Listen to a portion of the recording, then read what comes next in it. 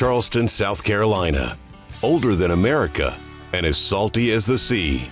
Its waters tell the story of revolutions and wars, pirates and shipwrecks, trade and tourism. Today, some 350 years after its founding, the Holy City is a thriving maritime destination and the country's unofficial capital of Southern culture. No other city in America is built like Charleston. It sits at the intersection of 3 rivers and is connected by 18 bridges. The seascape varies from wide-open Atlantic to scenic rivers to low-country cuts and creeks. Charleston also provides easy boat access to popular islands and beaches, including Isle of Palms and Folly and Kiowa Island. Our tour guide is Charleston native Dotson Geis. It's, I guess, the constant activity, whether it's water-related or it's a food and wine festival or if it's a ball game. There's always constantly something going on.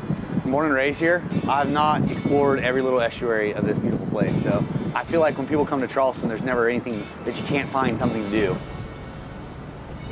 In 1680, Charleston became the first major settlement in what is now South Carolina.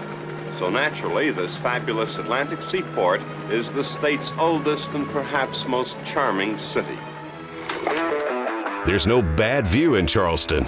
It's 360 degrees of beautiful.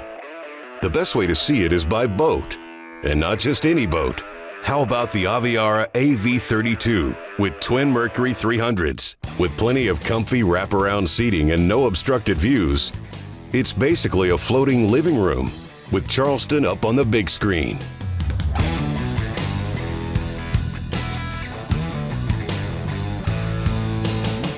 Cruising southeast along the Ashley River, the water narrows as we reach the first historic landmark. We just came into Old Town Creek. This is kind of a little local hot spot as far as Charlestown Landing. So it's a historical monument. It's kind of a set-up park to show you kind of what the Pilgrims and the original settlers were like. So you got some setups up here, old fort basically, and some knolls up there. It's kind of cool with cannons. Right now we're gonna come up to a pirate ship, a replica of a pirate ship. Like a fiberglass time machine, the Aviara AV32 cruises from Old Town Creek back into the Ashley River, where ancient cypress swamps and salt marshes lead to the bustling heart of a modern metropolis.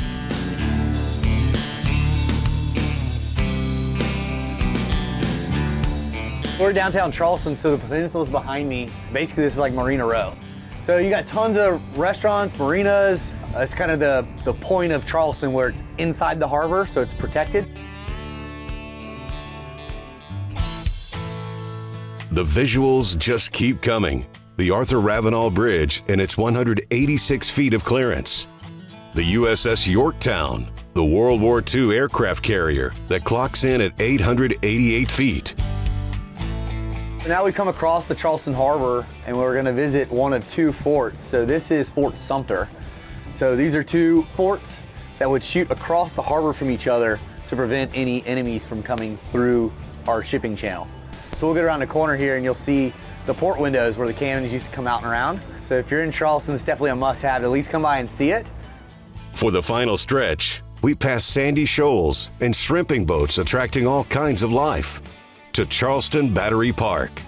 Once a defensive seawall for a war-torn city, it's now a popular scenic promenade. One of the most iconic parts of Charleston is the Charleston Battery, which is right behind us as we're passing. You'll see these beautiful waterfront homes, all have a little bit different architecture, but still have that southern drawl to them. You see the beautiful palmettos as you go across, but you can see this big seawall that we've raised over the years as Charleston's slowly sinking. But this is one of the picturesque places you see, cobblestone streets, downtown peninsula of Charleston, South Carolina. Cruising by boat provides access to all sides Charleston, from highbrow to low country.